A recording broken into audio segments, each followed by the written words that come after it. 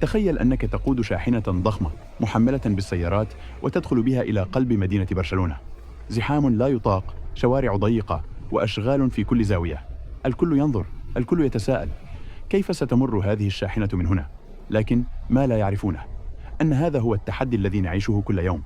ابقى معي، لأن ما ستراه الآن ليس مجرد قيادة، بل مغامرة حقيقية.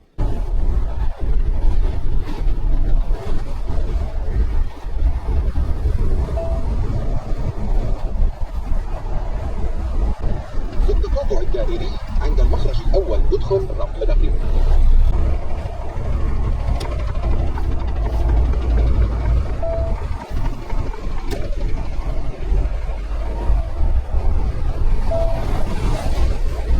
انعطف يسارا إلى المتجه.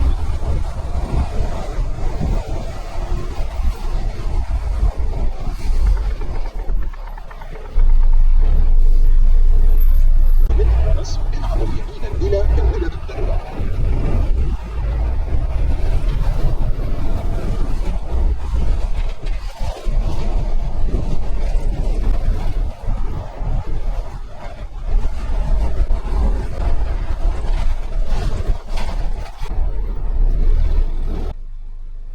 من لحظة دخولي إلى وسط المدينة بدأ التوتر يرتفع.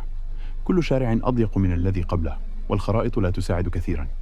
الدراجة من جهة، السيارة من جهة، والمارة من كل مكان، وكل عيني تراقبني وكأنهم يقولون: هل سيعلق؟ لكنني كنت واثقا من مهارتي. أعرف حجم الشاحنة جيدا، وأعرف كيف أتحكم بها حتى في أصعب الظروف.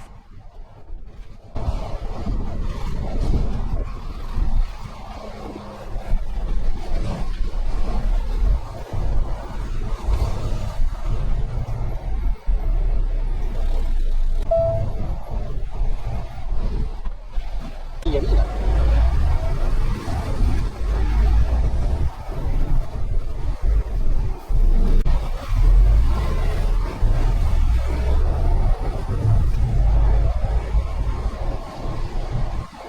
انعطف يمينا إلى المتجه.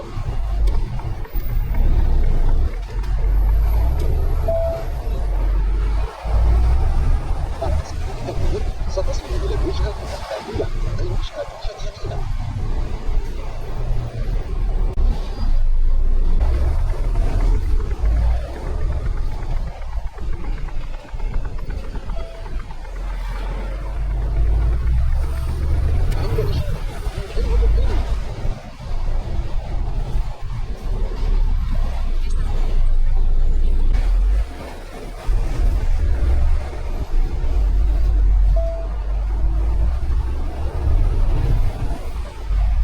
بعد 400 انعطف يمينا إلى المدى.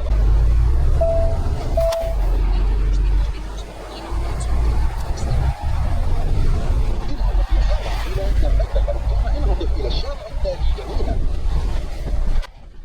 اقتربت من ممر ضيق جدا. كنت أعلم أن أي حركة خاطئة قد تكلفني الكثير. نظرت في المرايا، قست المسافات، تقدمت ببطء شديد. الجدار على اليمين، أعمدة الأشغال على اليسار. الفارق بيني وبين الاصطدام لا يتجاوز سنتيمترات قليلة. التنفس أصبح ثقيلا، والقلق يزداد، ولكن التراجع لم يكن خيارا. كان يجب أن أتابع. لحظة بلحظة أصبحت الأمور أكثر صعوبة. الشارع أصبح أضيق، والمارة يتوقفون لتصوير الشاحنة وهي تحاول المرور. هناك من أشار لي بالتوقف، وهناك من صرخ: مستحيل تمر. لكنني تابعت بثقة، فأنا أعرف أن الثقة والسلاسة في الحركة هما السر. في لقطة من اللقطات، الكاميرا التقطت لحظة مدهشة. الشاحنة تمر والمساحة بينها وبين الرصيف لا تتجاوز عرض اليد. كانت لحظة تستحق أن تعرض في فيلم، وليست مجرد مشهد في يوم عمل. أضواء المرور، السيارات الصغيرة التي لا تحترم المسافات، والدراجات التي تظهر فجأة من أي مكان. في مثل هذه الظروف لا تعتمد فقط على القيادة، بل تحتاج حدس وخبرة سنوات. أحيانا أضطر للتوقف، أحيانا أنزل أتأكد من المسافة بنفسي. وهذه اللقطات تثبت أن قيادة الشاحنة ليست مجرد جلوس خلف المقود، بل هي فن ومسؤولية وقرارات في جزء من الثانية.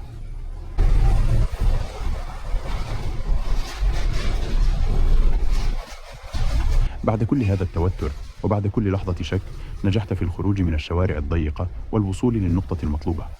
شعور لا يوصف. كأنك أنهيت مباراة نهائية بدون أخطاء. بعض الناس صفقوا، البعض اكتفى بالتصوير، وأنا تنفست الصعداء وقلت: الحمد لله.